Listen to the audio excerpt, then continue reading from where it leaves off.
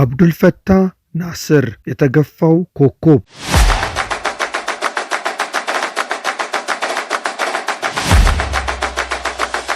ለ13 ዓመታት እግር ኳስ ተጫውቷል። ከ90ዎቹ አጋማሽ እስከ 2007 በአዲስ አበባ ስታዲየም ኳስ የታደመ ይህንን ኮከብ ጠንቅቆ ያውቀዋል።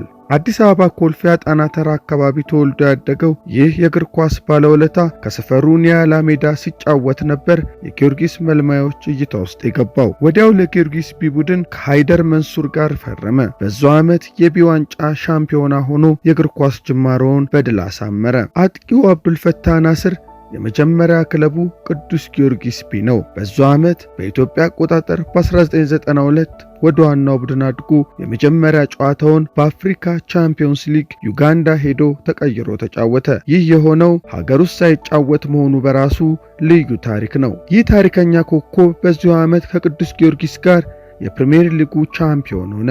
ይህ ሲሆን ደግሞ ዕድሜው ገና 18 ዓመት ሳይሞላ የሃይ ስኩል ተማሪ እያለ ነበር። በ1993 ግን ስንታየው ጌታቸው ቆጬ፣ አሸናፊ ሲሳይ፣ ጌትነት ሞት ባይኖር ቋሚ በመሆናቸው በልምድም በእድሜም ፈጽሞ ከማይመጥኑት ጋር ከመፎካከር ይልቅ በውሰት ሌላ ክለብ እንዲሄድ አሰልጣኝ አስራት ምርጫ ቀረበለት። ልበ ሙሉ ታዳጊው ግን በውሰት ሳይሆን መልቀቂያ በመውሰድ ከፈረሰኞቹ ተለያየ። አብዱልፈታህ ከቅዱስ ጊዮርጊስ በኋላ በ1993 ላይ የተቀላቀለውን ኒያላን የብሔራዊ ሊግ ቻምፒዮን አድርጎ ወደ ፕሪሚየር ሊጉ ተመለሰ። በኒያላ የቡድኑ ጎል አግቢ ሆኖ ለ6 ዓመታት በምርጥ ብቃት ተጫውቷል። በ1996 ጉልበቱ ላይ ጉዳት ደርሶበት ለ6 ወር ከሜዳ ሲርቅ ክለቡ በዚህ ወቅት ወረደ። ሆኖም በዚህ ኮከብና በቡድን አጋሮቹ ድንቅ ጥረት ኒያላ በ1997 ዳግም ወደ ፕሪሚየር ሊጉ መጣ። አብዱልፈታህ ክለቡን ለማሳደግ በጣረበት ዓመት የብሔራዊ ሊጉን በ14 ጎል ኮከብ ግብ አግቢ በመሆን ብቃቱን አሳይቷል። ከኒያላ ከወጣ በኋላ ለኢትዮጵያ መድን ለ2 ዓመት ተጫውቷል።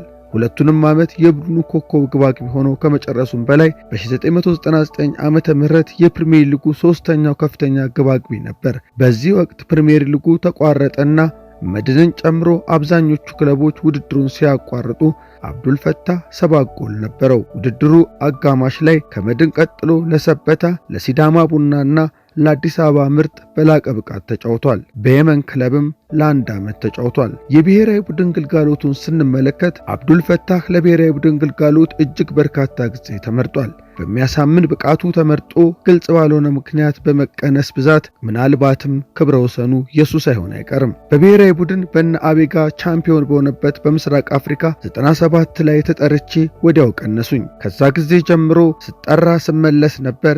ያኔ ያመራረጡን ሲስተም ብቀበል ኑሮ ምስራቅ አፍሪካ ሁሉም ውድድር ላይ እኖር ነበር። ምክንያቱም በዛ ጊዜ የተጫወቱት ወይ ካጠገብ የተጫወቱ ወይ ተቀያሪ የነበሩ ልጆች ናቸው። ለምሳሌ ሰብስቤ ሸገሪ በኒያላ ከኔ አጠገብ አጥቂ ነበር። የኔን ግማሽ ጎል አላገባም። በሌላ ጊዜና በሌላ ክለብ ከኔ ጋር የተጫወቱ የኔ ተቀያሪ የሆኑ ብዙ ልጠቅስልህ እችላለሁ። አቤጋ፣ ቢኒያም አሰፋ፣ ኤርሚያስ ኪዳኑ ወይም ጌዬ አንዳቸውም ተቀያሪ አድርገውኝ ያውቁም ነበር። የኔን ተቀያሪ መሆን ብሔራዊ ቡድኑን መርጠው እኔን ሲቀንሱኝ ከአሰልጣኞችም ሆነ ከፌዴሬሽን ሰዎች ብዙ ጊዜ ተጣልቻለሁ። ድጋሚ አትጥሩኝ እስከ ማለትም ደርሻለሁ። የማይሆን ነገር ሲጠይቁኝ ለምን ብዬ እምጣላ ነበርኩ። በኳስ ተጫዋችነቴ እምኮራበት ነገር ከአንድም ኮሚቴና አሰልጣኝ በመጥፎ ነገር ተነካክቻ አላውቅም ሲል ስለ ራሱ በአንደበቱ ይገልጻል። ይህ ኩሩ ኮከብ ስዩም ከበደ፣ አስራት ኃይሌ፣ ሰውነት ቢሻው፣ ስዩም አባተ፣ ወርቁ ደርገባ፣ ደረጀ ዳኜ፣ ማንጎ፣ አብርሃም መብራቱ፣ ሰብስቤ ይባስ፣ ጋሽ ከማል ብርሃኔና በርካታ አሰልጣኞች አሰልጥነውታል። አብዱልፈታህ ኳስ ካቆመ በኋላ ቀጣይ ኑሮ ሰምሮለታል። አዲስ አበባ ጎበዝ ነጋዴ ሆኖ በላቡ የራሱን ቤትና መኪና ገዝቶ ቤተሰብ መስርቶ እየኖረ ይገኛል። አፍሮ ሶከር ኢትዮጵያ የዚህን ታሪካዊ ተጫዋች እንዲህ አስታወሰን።